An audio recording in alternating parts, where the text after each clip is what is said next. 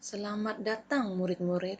Hari ini kita akan belajar tentang cara membina ulasan.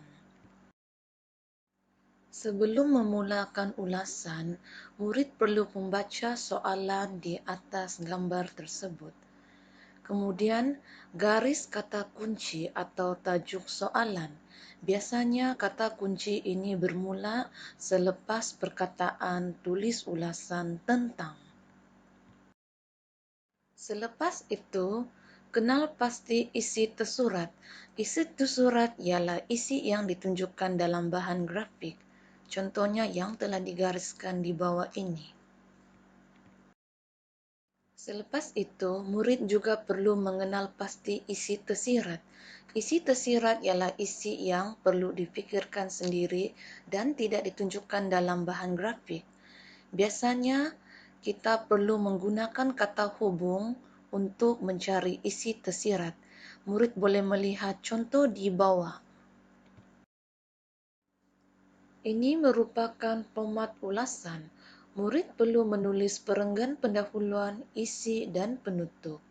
Murid boleh melihat format ulasan ini.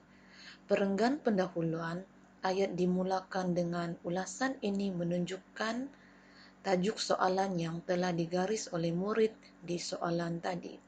Kemudian, isi, murid perlu menulis isi tersurat dan isi tersirat dalam perenggan yang sama. Begitu juga perenggan seterusnya. Pada perenggan penutup, murid perlu menulis kesimpulannya. Kita perlu mengamalkan kata kunci yang telah digaris di arahan tadi. Ini merupakan contoh ulasan. Murid boleh melihat cara penulisan ulasan ini.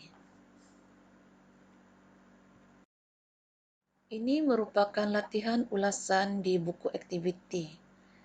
Cikgu telah memberikan contoh perenggan pertama dan perenggan kedua.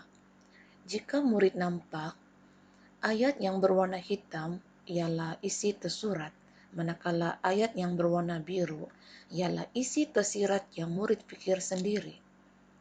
Oleh itu, murid perlu menyiapkan latihan ini perenggan ketiga, keempat, kelima di buku aktiviti.